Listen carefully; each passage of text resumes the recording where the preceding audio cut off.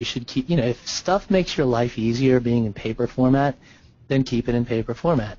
So, for example, if someone is a criminal defense attorney who goes to court and they get the file, at a moment's notice and say, here, you got a new client, here's the file, the case is going to be called in an hour, get ready and get to work. You're not going to run back to the office, scan all that paper, and then come back to court. That is not going to make your life easier.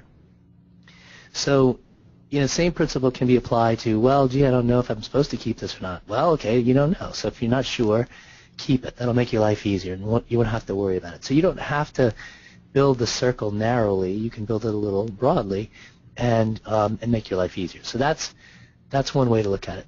The other thing is, when I first started doing this, I tried to push the envelope to see how far I could go just because I wanted to. And so when the iPads came out, I thought, oh, this is great. I'll be able to take notes on an iPad. And, oh, look, there's all these note-taking applications. And then they had special styluses created. And there's just a whole slew of them. And I've tried them all. And let me just tell you, it just doesn't work for me. I don't like taking notes on an iPad, and sometimes I don't even like taking them by typing on a computer because it's just a different experience for me to take notes that way. I like paper, and I like writing notes. And I'm paperless. So it doesn't make me not paperless because I take paper notes. So that makes my life easier. I like it, so that's what I do. I have to concur, Ernie.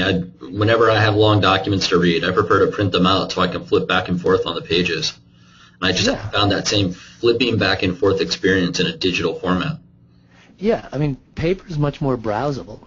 So you're not painting yourself into a corner when you make all this, all these papers into digital format. You're always free to print them out and do what you want later if that makes your life easier or more comfortable. So we talked earlier about calendaring. Some lawyers don't work with anyone else, and they're used to the paper calendar, or they do work with other people, and they have a system built around some kind of paper calendar. Hey, if that makes your life easier, great, use it. I'm not telling you to get rid of every piece of paper. Again, the point is, if it makes your life easier to use paper or to keep things in paper, do that. One thing that's definitely going to make your life easier if you leave it in paper is closed files.